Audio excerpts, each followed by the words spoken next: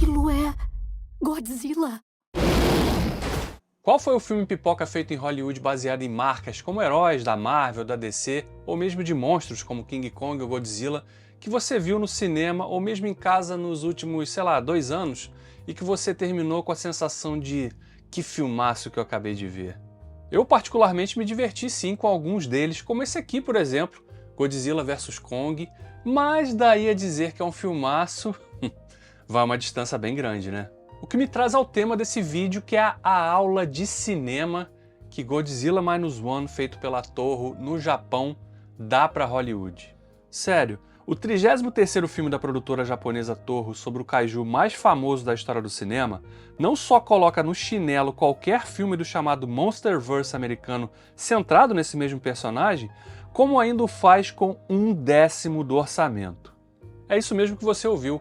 Enquanto Godzilla vs Kong custou 150 milhões de dólares para a Legendary, Godzilla Minus One custou para a Toho 15 milhões de dólares. E olha, o resultado do filme da Toho é infinitamente superior a qualquer uma das versões americanas para o mesmo personagem, porque ele oferece um filme que é visualmente impactante e imersivo e que funciona graças também aos efeitos digitais que são absolutamente convincentes e não devem nadinha para aqueles que a gente vê em Hollywood. O que me leva à seguinte pergunta: será que o processo de produção dos blockbusters americanos virou na verdade uma grande engrenagem de lavagem de dinheiro?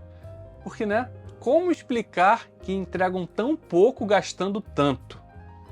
Eu sou Davi Garcia e você está no Oxigênio Cultural.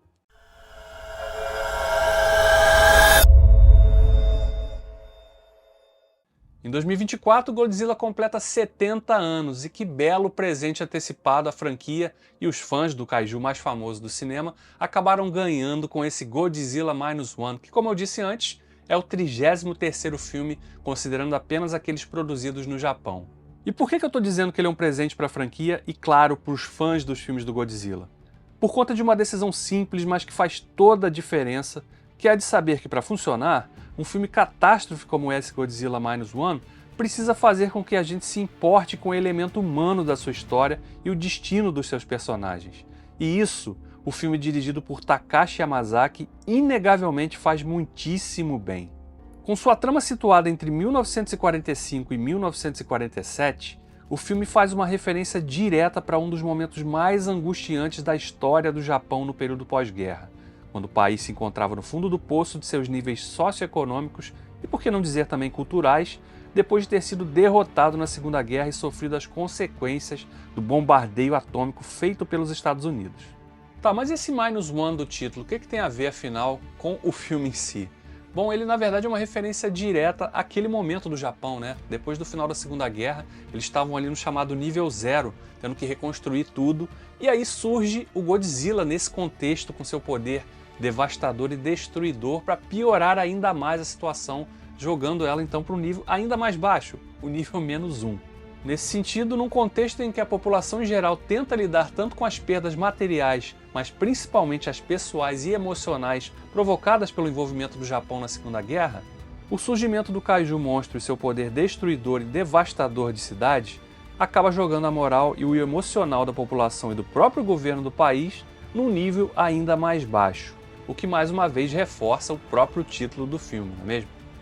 E é justamente nesse contexto que a gente conhece o protagonista da história, o ex-piloto kamikaze Shikishima. Um jovem que lida com um sentimento de culpa terrível e que é lançado num turbilhão emocional ainda mais complexo depois de acolher, no que sobrou da sua casa num bairro que foi severamente bombardeado durante a guerra, uma moça chamada Noriko e uma bebê órfã resgatada por ela. Ou seja, você não vai estar exagerando se você disser para alguém que não viu o filme que ele é um drama que por acaso tem o Godzilla no meio. Ironia à parte, é curioso notar como Godzilla Minus One brinca o tempo todo de abraçar os clichês mais comuns do gênero. Como, por exemplo, tirar o som da trilha num momento de alta tensão, preparando o espectador para algo impactante que iria ocorrer, só para subverter nossa expectativa no momento seguinte com alguma virada ou acontecimento inesperado. E olha, o filme traz vários momentos assim, hein? Nem todas as viradas e reviravoltas do filme funcionam perfeitamente, é verdade. Principalmente uma que acontece no 3º ato do filme e que eu não vou comentar aqui especificamente porque é um grande spoiler, mas que você tá aí do outro lado, viu o filme, sabe exatamente qual é. Agora, também é bem justo dizer que a grande parte dessas viradas e surpresas que o filme apresenta para o espectador funcionam e funcionam muito bem. E um exemplo disso que merece destaque nesse papo aqui vai para uma sequência que mostra um ataque do Godzilla numa cidade, porque é justamente uma sequência que acerta em cheio no quesito por essa vocês não esperavam, né? Esse momento específico, aliás, reforça uma outra ideia muito bem explorada pelo filme, que é a de fazer, como pontuei antes, com que nos importemos com seus personagens humanos e suas histórias, o que, consequentemente, aumenta de maneira exponencial o impacto de certos destinos mostrados em tela. Aliás, diferente dos filmes do Monsterverse produzidos em Hollywood, que parece fazer questão de ignorar que milhares de pessoas sofreram consequências terríveis dos ataques dos monstros nas grandes cidades, já que eles sempre optam por concentrar esse acontecimento apenas na perspectiva de uma meia dúzia de personagens, essa mais nova versão do Godzilla da Toho vai pelo caminho oposto, já que ela sempre dá rosto e mostra o desespero de milhares e milhares de pessoas anônimas fugindo ou tentando fugir, dos efeitos devastadores provocados pela presença do monstro nas ruas da cidade em que essas pessoas viviam. E aí, quando a gente considera todas as escolhas que o filme faz e a forma como ele nos joga no drama e nos conflitos dos seus personagens, uma constatação parece bem óbvia, Godzilla Minus One não só é um dos melhores filmes da já longeva franquia criada pela Toho, como também um dos melhores lançados no cinema em 2023 e que ainda deixa um recado muito claro para Hollywood. Orçamentos milionários não são, em hipótese alguma, garantia de filmes bons.